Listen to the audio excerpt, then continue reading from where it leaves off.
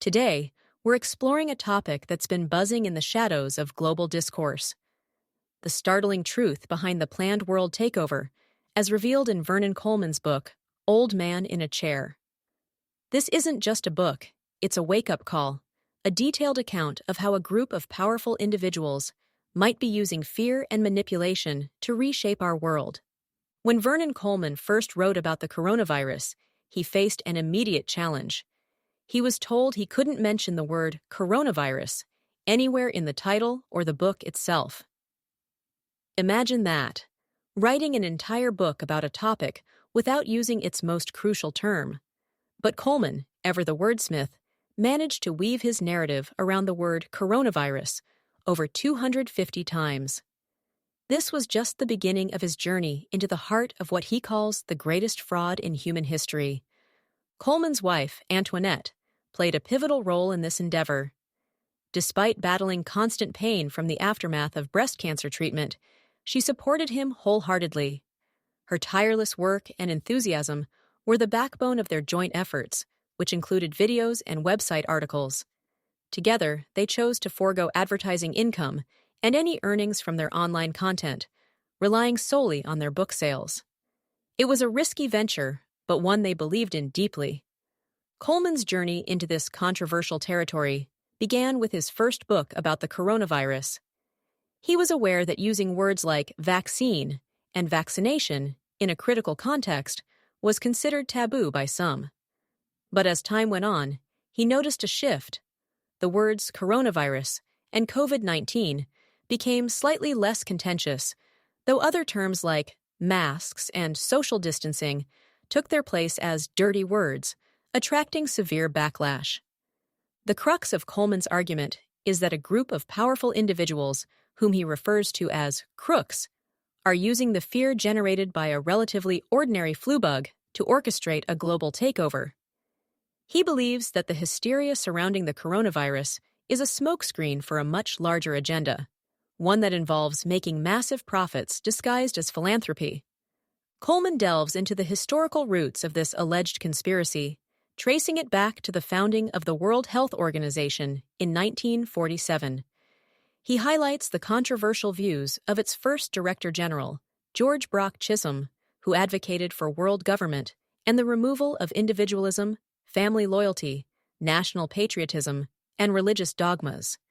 This, Coleman argues, set the stage for the erosion of personal freedoms and the rise of global governance. He also points out the involvement of influential figures like James Paul Warburg, who famously declared in 1950 that world government would be achieved whether we like it or not. Coleman connects these early events to more recent influences from the United Nations and the World Economic Forum, suggesting a coordinated effort to create a new world order.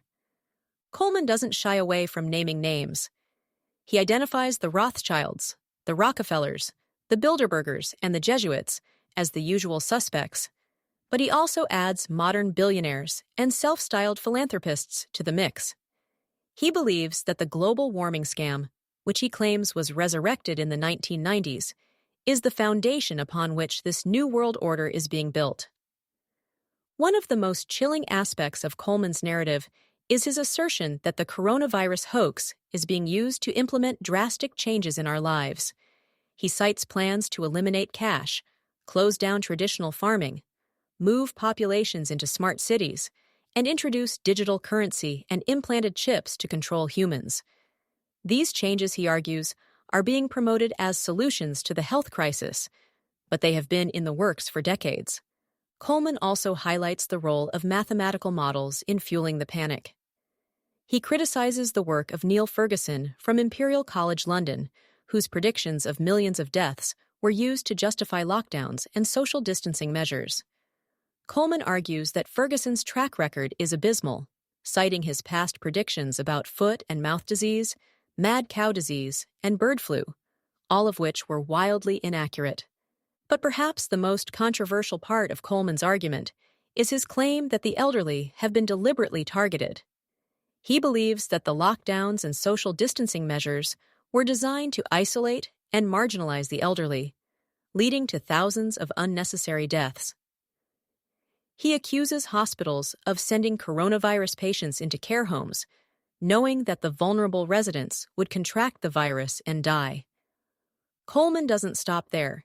He argues that the lockdowns have caused more harm than the virus itself, leading to a global recession, mass unemployment, and widespread mental health issues.